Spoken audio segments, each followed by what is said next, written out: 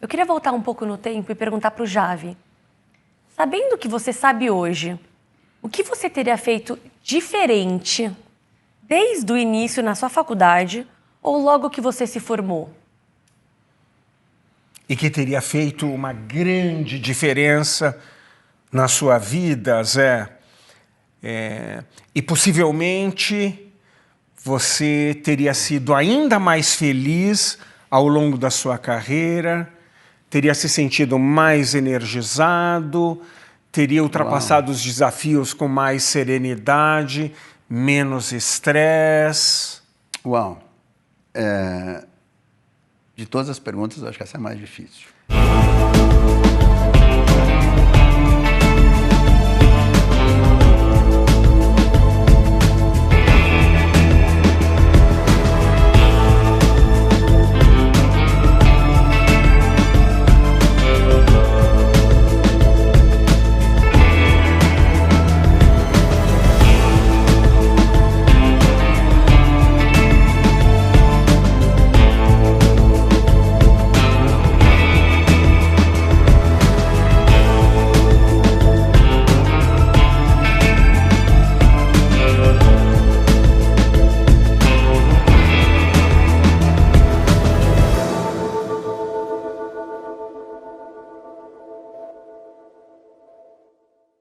Bem-vindos a mais um episódio de Killer Questions. Eu sou Sérgio Averbach, seu anfitrião. E eu sou Stephanie Averbach. Recebemos um convidado com uma experiência internacional incrível, deixando um legado consolidado na transformação de grandes empresas do setor farmacêutico e de saúde no Brasil e no exterior. José Antônio Toledo Vieira foi CEO da Novartis, AstraZeneca Brasil e também AstraZeneca Austrália. Também atuou como Operating Partner no Pátria Investimentos através de sua liderança como CEO da Elfa Medicamentos, além de ter presidido o Conselho Diretor da Interpharma, a Associação da Indústria Farmacêutica de Pesquisa do Brasil. Fique agora com mais um episódio de Killer Questions, um mergulho nas decisões que moldam o futuro da saúde e da indústria farmacêutica. E outro mergulho em aprendizados incríveis de um dos maiores CEOs do país, porque em casa a gente fala tudo.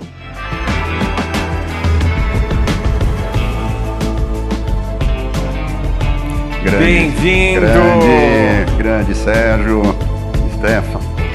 Tudo bem? Obrigado por Imagina, nossa, um prazer. Obrigado pelo convite. Obrigado, meu querido. Prazer te receber aqui. Prazer estar aqui, prazer ter, tá sendo convidado, para participar de um projeto tão interessante como o seu. Tá nervoso com as Killer Questions, Então, assim, toda Killer Question não são coisas simples, né? Então, assim, como você é um cara fantástico, você já joga o tema de uma maneira bastante desafiadora para quem está sentado aqui. Então, vamos ver o que vocês vão aprontar comigo. Comparado com os desafios que você já enfrentou na vida, isso não é nada. Não é você nada, vai tirar de letra. Que bom, muito obrigado. Vamos ver. Bem-vindo novamente. Obrigado. Prazer. Muito obrigado. Muito obrigado. Obrigado a vocês dois. Como Obrigada, sempre, Javi. muito bom estar aqui. Eu queria já iniciar o nosso papo pedindo para você sintetizar a sua formação acadêmica e a sua carreira em aproximadamente 60 segundos. Legal. Eu sou economista de formação, fiz MBA, fiz SEAG, depois alguns cursos de pós-graduação, fiz uma pós-graduação na GV para o Private Equity e fiz também um programa chamado AMP na Harvard Business School, há uns anos. Minha carreira é uma carreira executiva, indústria farmacêutica, muitos anos.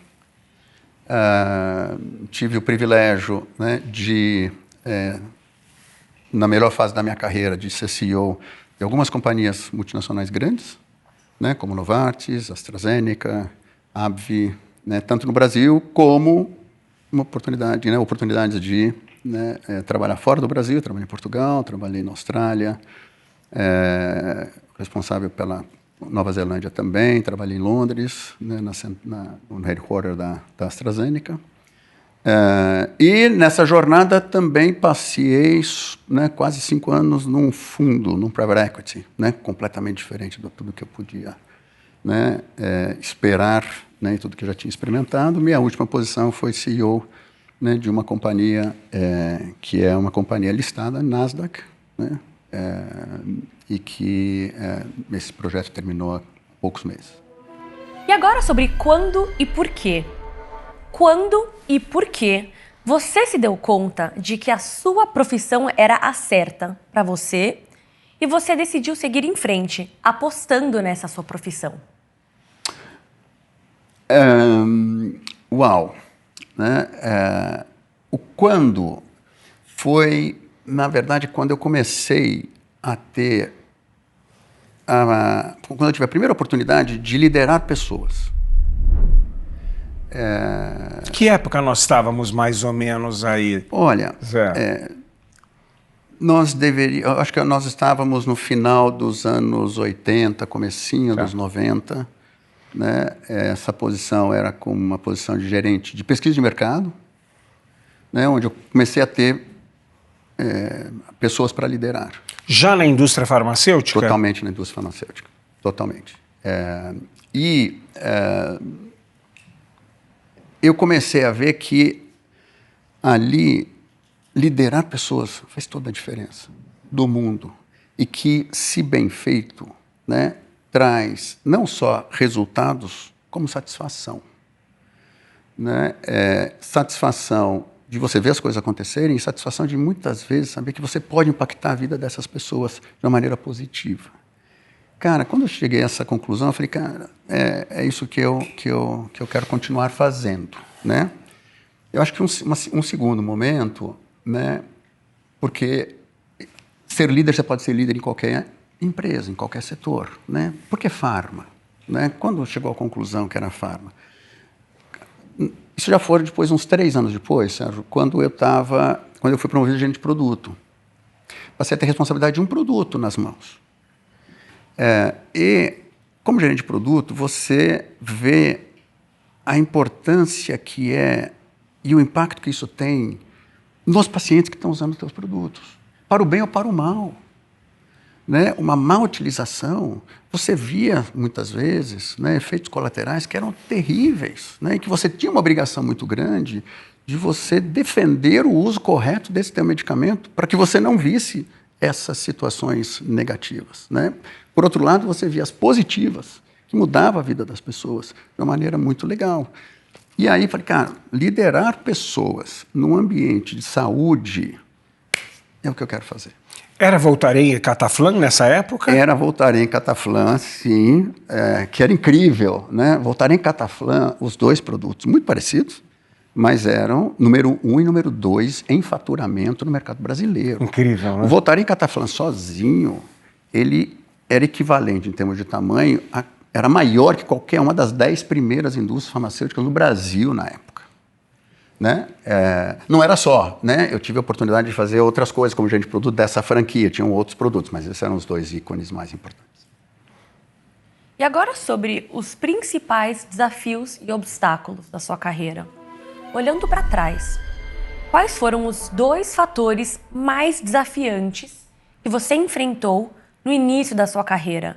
E hoje, olhando para trás, você se dá conta que você realmente precisou colocar muito esforço e realmente perseverar para ser bem-sucedido. Quais foram esses 2 fatores mais desafiantes que você enfrentou? Você pergunta bem, hein? Uau! Uau! Com esse mentor, Então, me treinando. Mas tá colocando o CEO encostado na parede. Na parede. Por isso que chama Killer Questions, Exatamente. Né? Mas tudo bem, mas ótima pergunta, né? Difícil, né? Porque acho que a gente vive nessa jornada grandes desafios. Então, você falou dois momentos, 2 situações. Eu vou misturar um pessoal e um profissional. Perfeito. Eu acho que o maior desafio, né, para essa carreira que a gente escolhe, né, principalmente carreira executiva, onde você acaba tendo posições de comando alto, que são posições muito demandantes, que te obrigam a muitas horas de trabalho e muita dedicação. O primeiro grande desafio é como você consegue conciliar essa demanda com algo que para mim sempre foi muito importante, né, que é família e ser pai. Muito difícil, muito difícil.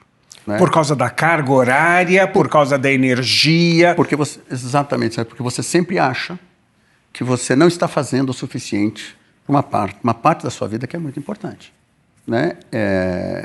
E eu já falei várias vezes, para mim, um dos papéis mais importantes da minha vida é ser pai. Né? E, às vezes, não é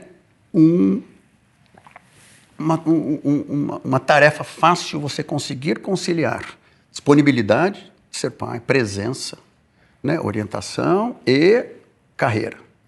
Né? Principalmente quando você também, nessa fase, sai do país. Né? Que você precisa ter certeza que a tua família está muito bem adaptada, porque senão é fracasso teu também, se a família não estiver. Então, você tem que ter uma dedicação muito grande para a família. Para mim, esse, então, foi, eu acho que o principal desafio, né, que eu me lembro importante na minha carreira. E conta pra gente como você superou esse desafio. Olha, Como conseguir esse equilíbrio?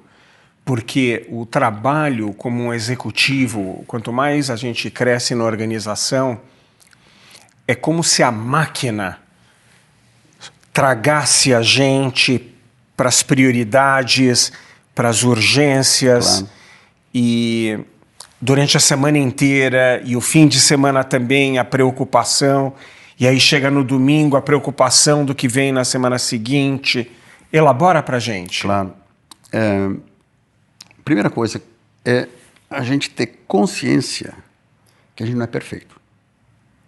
Né? E que não vai dar para ser, né, aquele padrão ideal, né, tanto de executivo quanto de pai. E que no final você vai ter que fazer algumas escolhas. Né? As escolhas que eu acabei fazendo foi principalmente encontrar tempo de qualidade, né, para estar com as minhas filhas e com a minha família. Né? Então, algumas atividades, alguns rituais que a gente acabava desenvolvendo, esses eram super importantes e a gente não quebrava. Né? Mas tinham que ser em horários que pudessem permitir, né, que pudessem acomodar essas duas coisas. Né? Dá um exemplo de um ritual que as tuas filhas amavam. Ah, fácil, Sérgio, fácil. Né? Nós tínhamos, toda sexta e sábado, elas pequenas, era a noite de história. Né? E eu tinha que inventar histórias, né, à noite. Né? A gente ia dormir, a gente fazia de conta para a mãe que a gente estava indo dormir, aí fazia uma bagunça no quarto, né, no nosso quarto. E eu tinha que inventar história, eu tinha que ter uma criatividade monstruosa. Né? E cada dia, né, a gente seguia por uma história diferente, que começou comigo sendo o único criador de história, depois eu tive que delegar, né? No final das contas, né, parte do processo de liderança, saber delegar. E eu delegava a criação para elas também, para elas participarem. Né? E tinha um esquema que era, sexta-feira, uma pilota o destino da história. Porque, já viu irmã concordar? Filhos não concordam entre si, né? Se um é branco, outro é preto, se o outro quer molho branco, outro quer vermelho, e assim por diante, né? Então, você tinha que ter regra. A regra assim, sexta-feira, uma pilota, sábado, a outra pilota. E era sagrado. Todo sexta e sábado à noite a gente tinha esse ritual. E eu acho que são esses rituais que você acaba desenvolvendo que marcam. Né? E que olha e fala assim, pô, eu não consigo estar durante o dia com elas. Mas sexta e sábado é nosso. Não tem nada que pudesse acontecer que tirasse essa noite nossa. Que memória boa. É muito boa. E elas imaginam também, elas têm nessa memória delas isso muito forte, com certeza. Até hoje, não tenho a menor dúvida. Se você perguntar para elas, eu tenho certeza que isso é número 1 ou número 2 dos rituais que nós tínhamos. Eu lembro que a gente fazia uma cabaninha na sala do nosso apartamento antigo. Isso. A gente pegava os móveis, pegava lençóis e construía uma cabaninha mesmo no meio da sala. Eu, meu pai e a minha irmã. E aí a gente comprava um monte de... como é que fala? Objetos e itens para fazer arte, desenhos, pinturas. Que delícia. Quadros, e a gente pintava e ligava música. Era muito legal. Então. E você lembra como a gente fazia para o lençol ficar alto? Porque esse é um desafio. Como faz no meio da sala? Pegava aquele tripé de uma câmera que subia... Que legal. E assim, eu achava que era um universo só, sabe? A gente esquecia de todo o resto, a gente focava naquela atividade, era muito legal. Eu não vejo a hora de ter neto para repetir, repetir isso. Mas vai demorar ainda. Eu quero neto, viu? Não vai demorar tanto. Tomara que não, eu quero neto.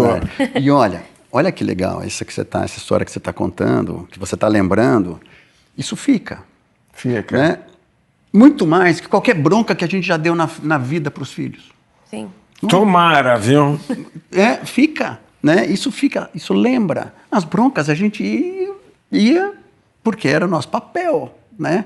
Mas esses eventos marcantes, esses rituais, fazem toda a diferença, eu acho.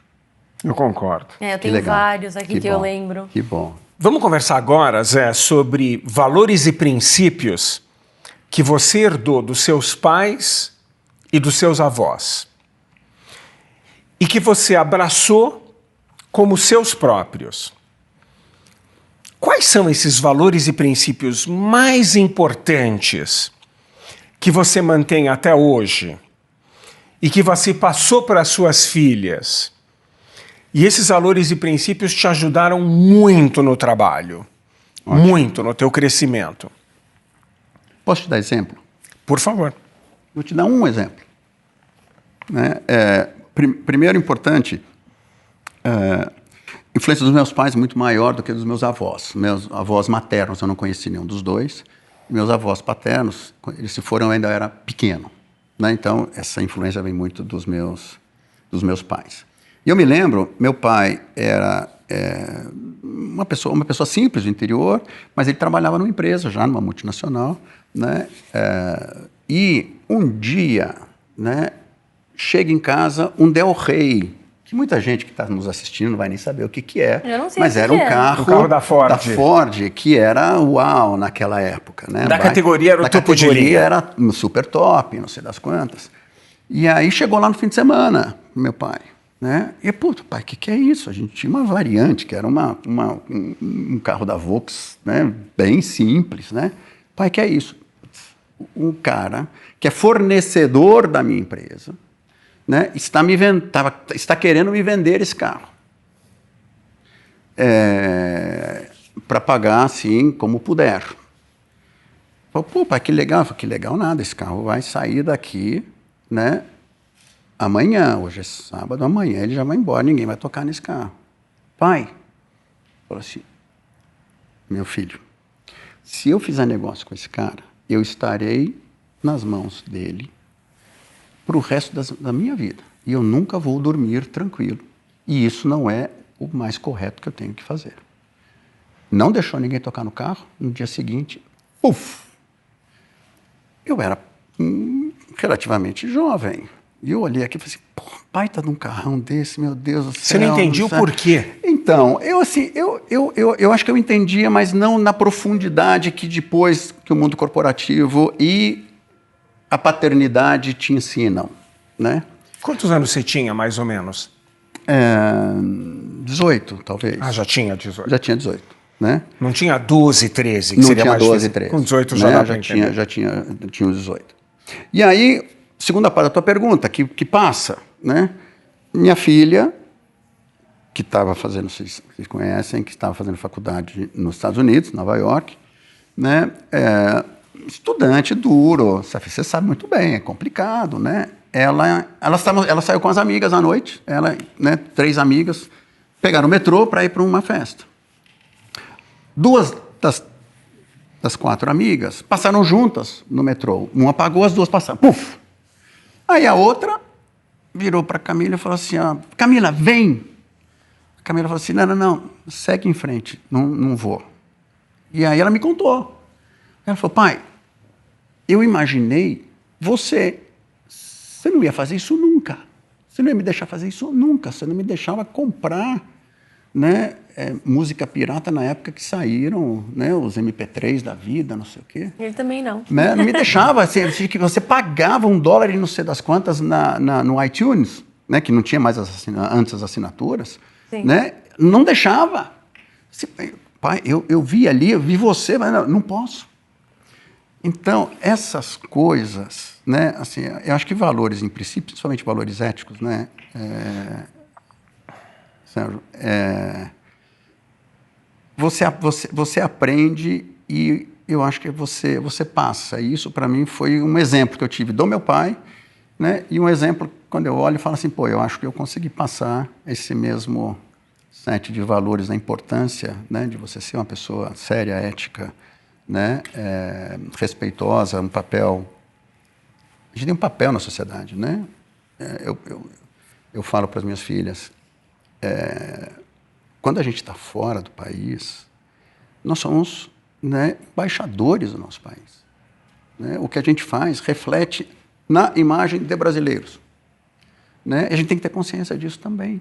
Então a gente faz essas coisas, né, pelos nossos próprios valores, mas pela responsabilidade que a gente tem, né, no nosso papel na sociedade, né? Eu me recordo quando minhas filhas eram pequenas, Zé, e elas queriam, por exemplo, comprar algo que seria pirata ou não original.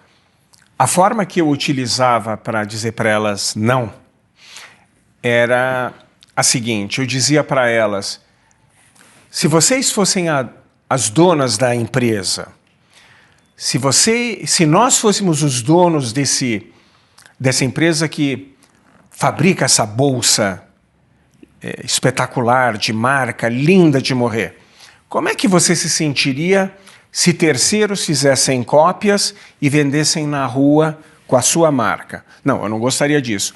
Então não podemos fazer a mesma coisa. Como é que você fazia? Eu acho que eu sou talvez mais terrorista que você. Não, você é muito mais... um gentleman de uma educação, de uma referência incrível. Eu ia mais por um caminho que o mercado paralelo é um mercado que alimenta a criminalidade. E que, a hora que a gente decide fazer, né, você não está mais fora desse ambiente criminoso. E que isso não fazia parte, né, do meu set de princípios e valores. Não? Então, porque isso alimentar uma cadeia, né, ilegal e de criminalidade, né, te coloca como parte do processo. Então, no way.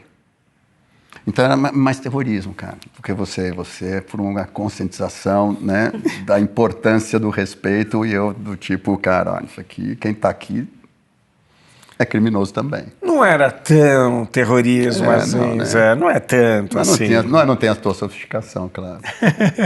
Eu queria pegar esse gancho sobre filhos e comentar que realmente os meus futuros filhos e os filhos de vocês, filhos de todos, são as melhores pessoas para realmente dar seguimento ao nosso próprio legado. Total.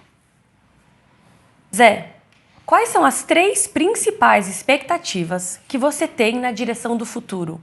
Assim, quando você não estiver mais aqui daqui a muitos anos, seus filhos e seus netos se lembrarão de você, em especial, se lembrarão do seu legado. Você quer que eu explore um pouco qual vai ser esse legado? O que eu espero delas? Quais são as suas expectativas para a lembrança do seu legado que seus filhos e seus netos vão Legal. guardar? Quer que eu te inspire? Pode ser. Sempre. Uma grande inspiração para mim, Zé, é uma referência que as mulheres da minha família me passaram. Os homens da minha família, meu pai, meus avós, também eram fortes nessa habilidade, mas as mulheres eram extraordinárias. Que habilidade era essa? A habilidade de fazer as pessoas se sentirem bem-vindas. A habilidade das pessoas se sentirem únicas. Então, quando alguém está falando, aquela atenção totalmente dedicada, undivided attention, como se diz em inglês. Como eu disse, os homens também eram fortes, meu pai, meus avós, Mas minha mãe e as minhas avós eram, assim, espetaculares. Eu aprendi isso com elas. Legal. Esse é um dos legados que eu gostaria que as minhas filhas lembrassem de mim. Os meus futuros netos, netas, quando nascerem. Nossa, meu avô tinha essa habilidade de fazer a gente se sentir a pessoa mais importante do mundo. É esse tipo de legado que nós estamos procurando ouvir de você. Legal, legal. Certeza absoluta que eu posso te garantir que esse legado, não, esse aprendizado você tem muito, porque Obrigado, você é Zé. um grande anfitrião, como eu já falei, se preocupa muito com os detalhes e fazer com que a gente se sinta bem na sua casa. Eu acho que eu colocaria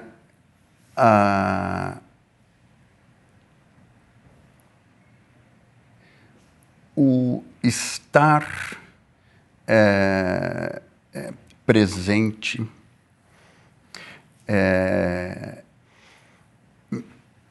de forma genuína, né?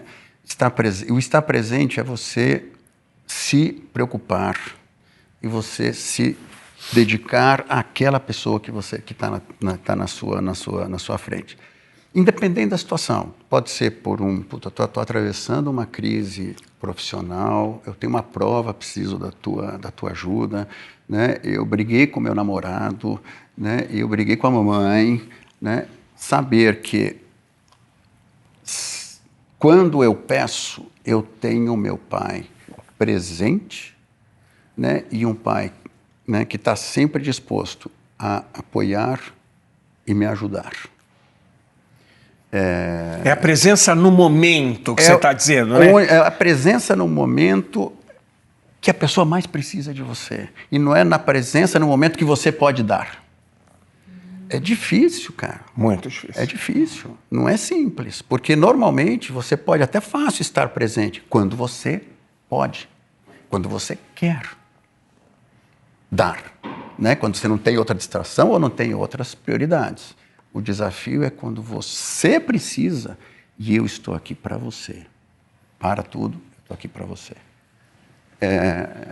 Nós definimos questões, Zé, em 3 dimensões-chave: valores, posturas e visões. Quais são as 2 ou 3 questões que você seja absolutamente contra, que você desaprova totalmente nessas 3 dimensões? Valores, posturas e visões. Visões de mundo, inclusive. Legal.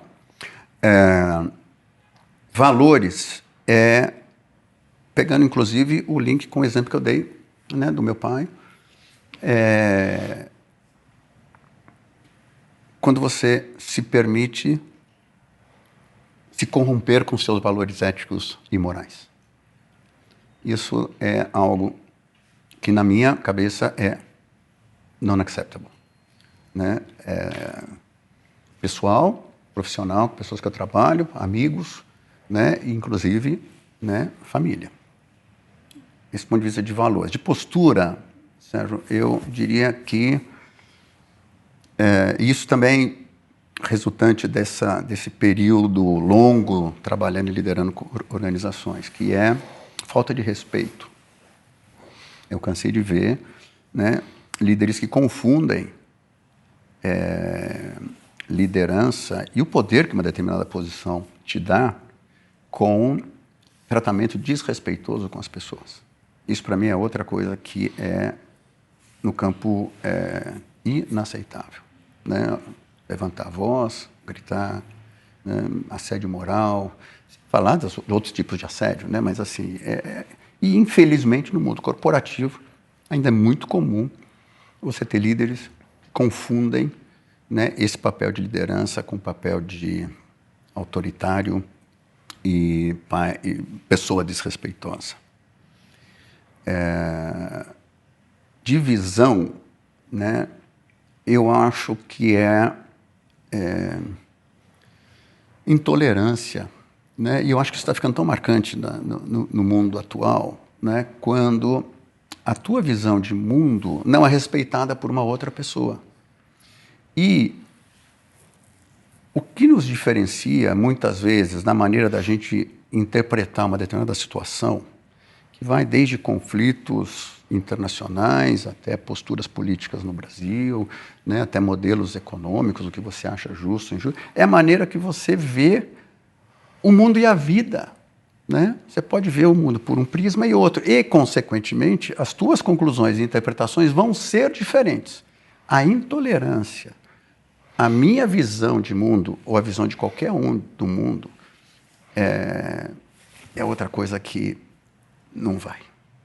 Eu não consigo me relacionar, né, com alguém que não tenha essa capacidade de respeitar a visão do mundo da outra pessoa. E Zé, eu me recordo, há muitos anos, eu contratei um consultor bastante sênior, equivaleria à posição de um diretor em qualquer empresa multinacional. E na primeira semana, esse diretor teve uma reunião com uma consultora associada que teria, digamos, uma posição equivalente de uma gerente numa multinacional. E eu soube que ele, nessa reunião sozinho com essa consultora, com essa gerente, ele fez ela chorar. Na primeira semana que ele estava na empresa. E me trouxeram isso imediatamente. Aí eu chamei esse diretor na minha sala, lembrando que ele estava na nossa firma há uma semana. Uhum. E eu, de maneira curta, com diplomacia, mas de maneira muito objetiva, eu disse que isso é inaceitável. E eu aprendi há muitos anos que quando a gente chama atenção, deve ser curto e o menos dolorido possível. Mas tem que ser feito. E foi isso que eu fiz. Com diplomacia, mas firmeza e deixando claro que era inaceitável. E terminou rápido, né? E terminou, e daí ele virou para mim e falou, que mais? Eu falei, só. Ele falou, nossa, pensei que você fosse me demitir. Eu falei, não, errar é humano, mas eu quero deixar claro para você que esse tipo de comportamento na nossa cultura é inaceitável. Inclusive é contra o código de conduta e de ética da nossa firma, globalmente. Ele entendeu a mensagem. Me conta um exemplo de uma situação que você enfrentou paralela a essa, com um liderado, com alguém, e que tenha representado algo semelhante, uma violação aos valores da organização, da postura que você espera, e como você fez. Legal. Deixa eu talvez começar dizendo o seguinte, como eu costumava passar essa mensagem, né? Eu passava essa mensagem, Sérgio, desde o primeiro dia que eu entrava numa empresa, né? E eu posso até, inclusive, se um dia você quiser, compartilho contigo apresentações que eu fiz no meu primeiro dia da empresa A, B ou C. Queremos. Né? Te faço, né? E nelas eu falava, né, de mim, experiências, né, visão, né, e perspectivas de negócio, mas deixava muito claro o que eu valorizava e o que eu não aceitava. Né? Então, essa mensagem eu passava muito claramente para todo mundo nos primeiros... Ou era um town hall, ou era a reunião que você tinha com os seus direct reports, dizendo, cara, querem trabalhar bem comigo? Isso aqui é o que eu valorizo, isso aqui é o que eu não vou aceitar e não vou tolerar. De maneira nenhuma. Né? Um exemplo, eu já vou, não por lado de tratamento desrespeitoso, mas por uma questão de violar alguns princípios. Né? Eu estava numa companhia que vendia produtos para o governo e, na verdade, num determinado momento, um produto cópia desse nosso produto entrou, né, ganhou a concorrência, entrou no governo e nós perdemos uma parcela substancial da venda anual desse desse produto, e é sempre aquela coisa, pô, uma cópia nova, será a qualidade desse produto, e não sei o que e tal. Um genérico. É um genérico, um genérico de marca, um genérico puro, não lembro exatamente, mas era uma cópia, né? O produto não tinha mais patente, então era possível fazer, mas sempre tinha uma preocupação, você sempre tem uma preocupação muito grande com a qualidade do produto que está entrando, porque ele pode, né, não ter exatamente a mesma qualidade, apesar de ser o mesmo princípio ativo. Uma preocupação com qualidade e uma preocupação com perda de receita. Com perda de receita, não tem a menor dúvida, mas é que a perda de receita, se o produto tem qualidade, o teu concorrente tem qualidade, assim, é inevitável. Fazer o quê? Né? Não tem muito o que fazer. Sim. Agora, se você está perdendo receita por alguma coisa que tem um comprometimento, claro, de qualidade, você tem que fazer alguma coisa. Sim. Que é defender os interesses da empresa e dos pacientes que vão terminar utilizando esse produto. Sim. É uma responsabilidade social da empresa. Total. E uma sociedade, e uma responsabilidade nossa também, dizendo, pô, eu não posso, né, deixar isso para, não podemos deixar isso para trás. Nesse trabalho de olhar e falar, putz, como a gente descobre a qualidade do produto e não sei o que e tal, chegou uma pessoa, uma posição importante, né, falou o seguinte, putz, olha, eu consegui, né, a cópia, né, dos detalhes do registro desse produto que foi utilizado e tal, que a gente pode analisar. Né, eram 4 ou 5 páginas. E entregou. Aí eu falei, ok, como é que você conseguiu isso? Aí ele tentou me explicar como ele conseguiu esse tipo de coisa que não me convenceu que era algo feito de uma maneira correta. Eu peguei a carta, dobrei a carta, juro por Deus, rasguei a carta, né? Coloquei aqui do lado, sendo assim, né? Essa informação, ela é muito boa, ela é muito importante. Mas tão importante quanto o que a gente tem que fazer é como a gente faz. Concordo. E esse seu como não foi o como que eu espero. Acho que esse é um exemplo, primeiro exemplo que me vem à cabeça. Você sabe, Zé, que eu aprendi trabalhando tantos anos com recrutamento de talentos, e você e eu nos conhecemos, a gente sempre brinca, quando éramos adolescentes do mundo corporativo, né? Calça curta. Iniciando a carreira profissional, eu aprendi que na entrevista, quando a gente está contratando pessoas, a pergunta-chave para se fazer é o como. Como que a pessoa fez, e não o que, só o resultado. Claro. Porque é através do como que você descobre exatamente situações como essa. Através a pergunta do que mede resultado, você avalia o drive. O como, você avalia o valor da pessoa. Né? Sérgio, é fantástico o que você está falando, porque tem tudo a ver, porque a gente precisa das duas. Né? A gente precisa das duas. A gente precisa de profissionais com drive, mas que façam as coisas da maneira com que é esperado, que é o correto, né, fazer. Eu acho que eu tive, Sérgio Steph, uma vantagem, ou um presente da vida, que é trabalhar durante muito tempo numa área de saúde. E isso ajusta muito a tua perspectiva de negócio. Vender calça jeans é uma coisa, vender medicamento é outra. É claro. É outra responsabilidade de você como executivo que está lá para vender medicamento. É outra responsabilidade, completamente diferente. E isso te torna um profissional, eu acho, né, que preza, né, valores e princípios acima de qualquer coisa. Acaba fazendo parte do DNA do profissional. Eu acho é o que você quer dizer, né? Eu acho que sim. Eu queria voltar um pouco no tempo e perguntar para o Javi. Sabendo o que você sabe hoje, o que você teria feito diferente desde o início na sua faculdade ou logo que você se formou? E que teria feito uma grande diferença na sua vida, Zé. E possivelmente você teria sido ainda mais feliz ao longo da sua carreira, teria se sentido mais energizado, teria ultrapassado os desafios com mais serenidade, menos estresse. Uau! De todas as perguntas, eu acho que essa é a mais difícil. Essa né? é difícil. Ela é difícil. Eu não vou fugir da pergunta, né? Eu vou tentar te responder. Mas eu acho que o desafio da pergunta é que eu sempre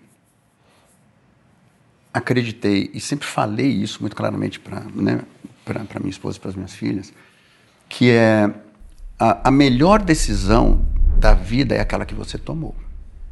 Porque, né, fazer uma parada da indústria farmacêutica. Na indústria farmacêutica, quando você desenvolve medicamento, você sempre faz uma análise comparativa com o outro. Muitas vezes, um estudo duplo cego. É o teu produto versus um placebo e compara duas situações diferentes para ver se ele é melhor ou não.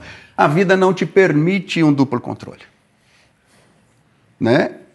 Você tem a decisão que você tomou. O que teria sido, você não tem. Então, a dificuldade, o desafio da pergunta é, né, o que poderia ter mudado a tua trajetória para o bem, né? Então, com tudo que você sabe com tudo hoje. Que você sabe hoje. Eu sei. E uma outra forma de você refletir para responder essa pergunta, se você me permite, Stephanie, se você fosse se reunir com o José Antônio Toledo Vieira, de 18 anos, 20 anos, 22 anos, no máximo 30, e você compartilhasse um resumo do que você sabe e que teria feito toda a diferença na sua carreira. E esse José Antônio Toledo Vieira, jovem, ele ouviria e ele absorveria. O que você compartilharia que teria feito toda a diferença? Eu tenho uma canja para te dar do que eu faria no meu caso. Uau. Mas eu não vou dar ainda. Não dá. Primeiro, eu falaria para aquele José Antônio, e depois eu vou, né, faço questão de explicar, porque na nossa conversa, ela muitas vezes fala Jave, fala Zé, você fala Zé, eu falo José Antônio, e aí tem muita gente que deve estar se perguntando qual é o teu nome, né, cara? Eu vou contar essa história, mas não agora, porque senão parece que eu estou fugindo da... Você tem que explicar. Senão eu vou estar fugindo da... São dois apelidos que você tem, né? É verdade, é verdade. Eu acho que a primeira coisa, Sérgio, é que eu,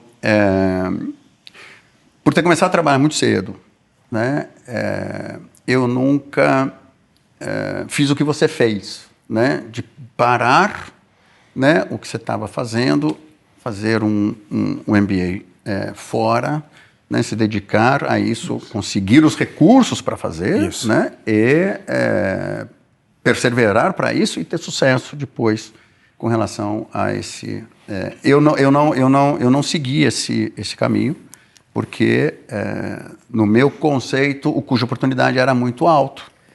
E eu acho que não necessariamente isso é uma verdade. Eu acho que, olhando para trás, dizendo, putz, se eu tivesse tido a oportunidade, né, se eu tivesse ido atrás, né, para, né, seguir teu exemplo, por exemplo, eu acho que eu poderia ter trilhado, talvez, outros caminhos e que talvez pudessem ter sido diferentes e melhores, né? Para fortalecer ainda mais a tua formação acadêmica, a tua base.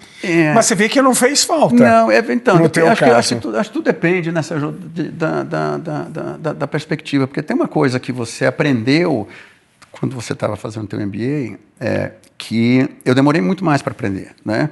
Que é a tua capacidade de você interagir com pessoas brilhantes a seu lado, numa língua que não é a tua, né?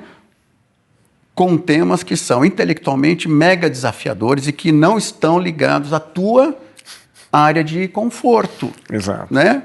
Nas discussões de corporate finance, nas discussões de outras coisas que não são discussões de pessoas que você navegava bem. Que você teve no AMP de Harvard, eu concorda? sei, mas eu já estava, né, numa fase mais avançada. Isso aqui, esse aprendizado que você teve de uma maneira intensa, né, nos teus 18 meses de MBA, eu precisei de anos. Né, em posições executivas, interagindo com casa matriz e saindo do país, né, para você desenvolver esse mesmo set de habilidades. Né? E eu acho que esse set de habilidades, né, que você pode desenvolver numa fase mais inicial da tua carreira, pode fazer muita diferença em relação ao teu potencial, o que fazer, onde viver, né, e aonde você pode chegar. Se isso iria me fazer mais feliz, não sei, Sérgio. Eu só sei que isso daqui iria permitir uma trajetória diferente, né, do que aquela que eu fiz, talvez com menos esforço, com menos risco. Então essa teria sido uma recomendação poderosa que você teria feito para o Eu faria José isso Antônio para o jovem. José Antônio com 25 anos. Eu concordo com o que você disse, Zé, e eu me recordo que naquela época, quando eu era jovem, uma expressão que eu ouvi foi essa que você disse: o custo de oportunidade de fazer uma pós-graduação fora, que pode demorar 1 ano, 1 ano e meio, 2 anos, ele é um custo de oportunidade importante, porque você não está trabalhando naquele ano, você está dedicado a esse processo de aprendizado, totalmente dedicado, porque é muito intenso. Então, na verdade, você tem 2 custos, né? Você tem o custo de oportunidade de não estar trabalhando, de não estar entrando receita, e você tem o custo efetivo do desembolso do que você está fazendo, né? Total. E aí a expressão importante que me vem à cabeça é muito importante escolher certo aonde. Porque se vai fazer esse esforço, tem que ser num lugar espetacular, senão não vale a pena. Completamente de acordo. Hoje em dia já existem programas, Zé, não sei se você sabe, que são programas de MBA para executivos mais experientes, com 35 anos de idade, 40 anos de idade, e que querem buscar um salto na carreira. Então o profissional tem 35 anos, 38, não conseguiu chegar numa posição de diretoria ainda está numa posição de gerência ou gerência sênior, e que ele quer colocar um turbo.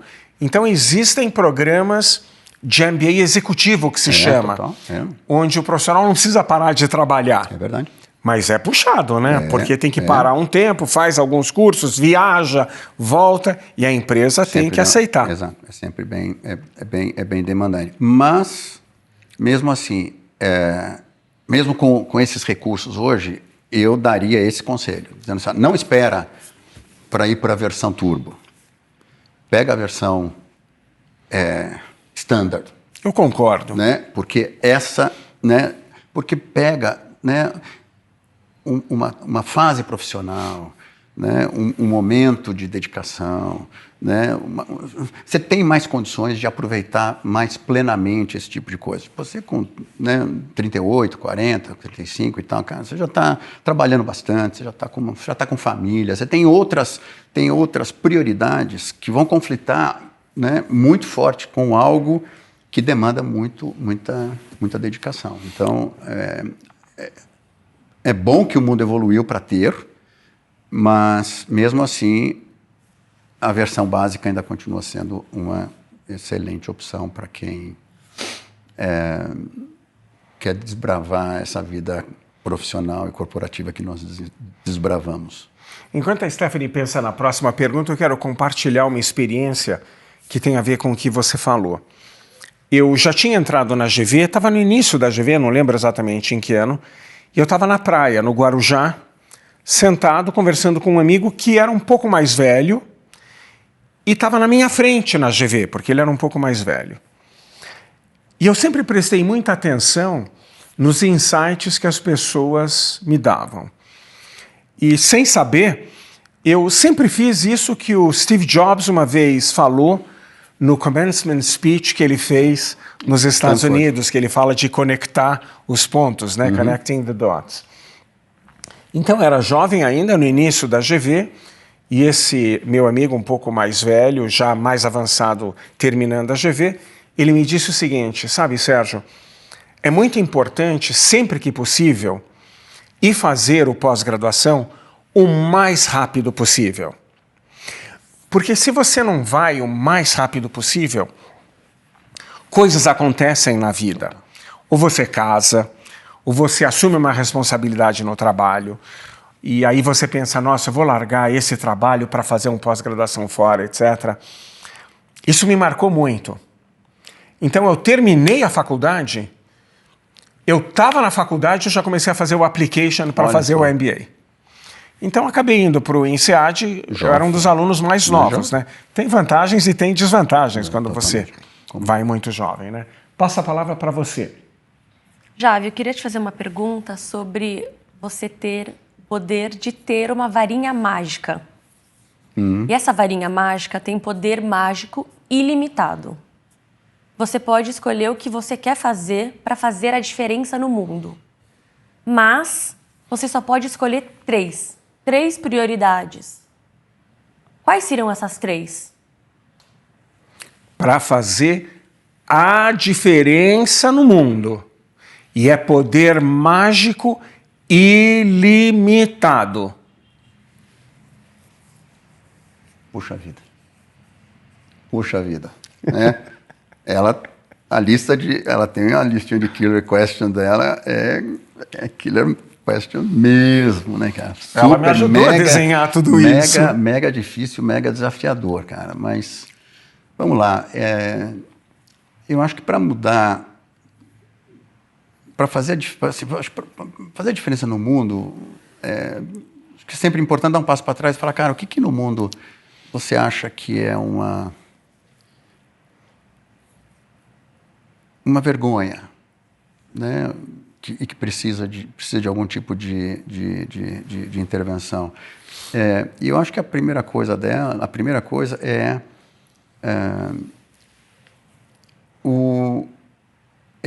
talvez, né, o excesso de poder, né, que existe em países, né, em governos, em empresas, né, e que acabam deturpando muito o que seria uma sociedade mais justa, né? Então, empresas com grandes concentrações têm muito poder, né? Governo com muito poder bélico tem muito poder, né? Então, eu acho que essa varinha, né, tinha que colocar, né, no mundo uma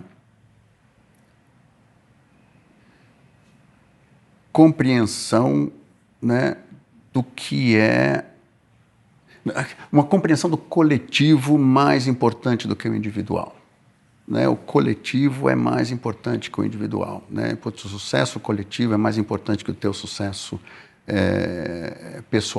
pessoal, né? E uma coisa absolutamente genuína, né?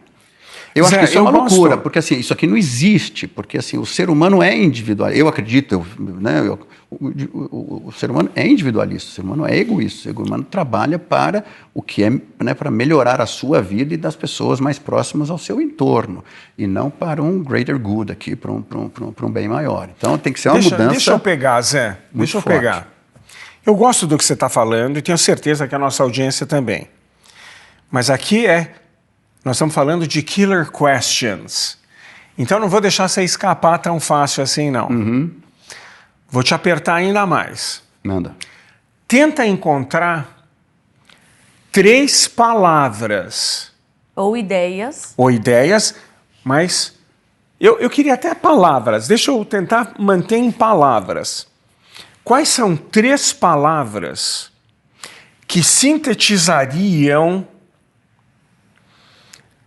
essas 3 prioridades que você, com poder ilimitado, faria diferença no mundo?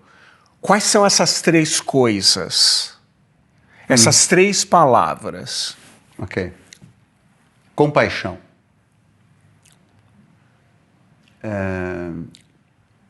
Compaixão no mundo. Essa é uma. Segunda.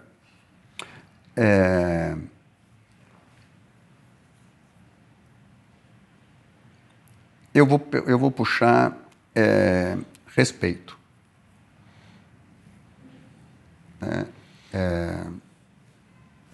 Eu vou puxar respeito.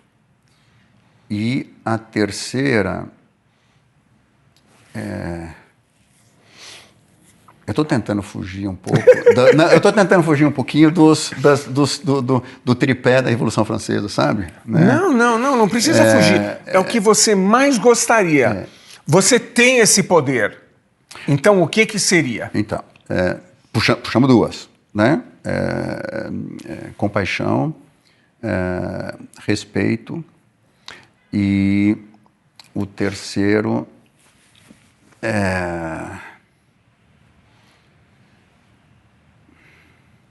cara, como eu te falei, eu não vou fugir. Eu acho que é parte de igualdade,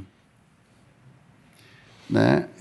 Eu acho que se a gente vivesse num mundo, né, onde nós tivéssemos mais compaixão, as pessoas pudessem verdadeiramente respeitar as outras na sua plenitude, né, e a gente pudesse viver num ambiente mais igualitário, acho que o mundo seria diferente. Obrigado, Zé. Agora a gente vai para o ping-pong. Putz. Inspirado em Bernard Pivot, um grande jornalista, entrevistador e anfitrião de programas culturais de TV, a gente vai te fazer algumas perguntas que foram inspiradas no questionário de Bernard Pivot, e a gente pede para você responder com o que vir no coração. Ping-pong. Rapidinho. Qual som ou ruído que você mais ama? Som de um beijo. Qual som ou ruído você detesta?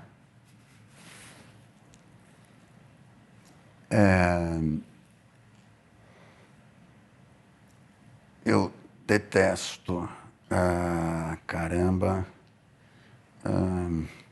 Esse ping-pong, a bola ficou aqui, né? Ela mandou, eu não...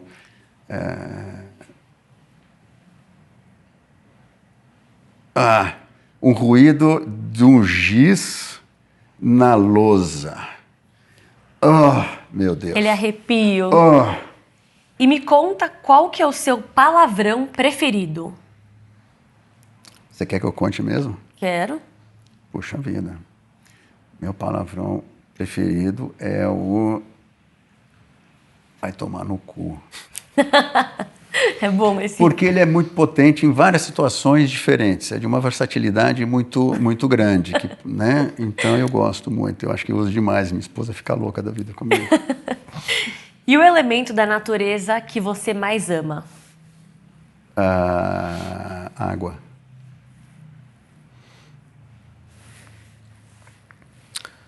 Qual profissão diferente da sua você definitivamente não gostaria de ter seguido? Psicologia. Se você tivesse a oportunidade mágica de escolher sua profissão tão cedo e tão jovem quanto possível, e a probabilidade de você ser um sucesso estrondoso, o máximo, 100%. 100%. Que outra profissão você teria amado ter seguido? Medicina. Quando você chegar na frente dos portões cor de pérola no paraíso, no céu, o que você gostaria de ouvir vindo de Deus?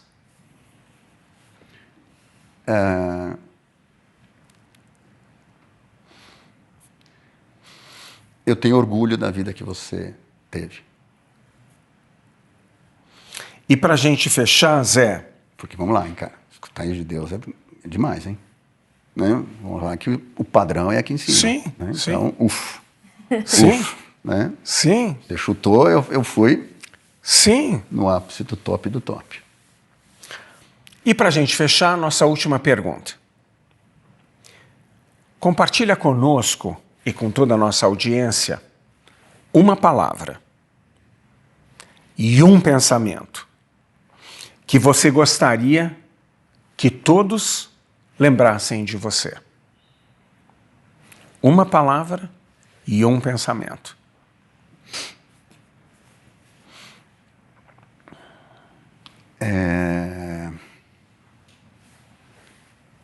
Uma palavra é dedicação.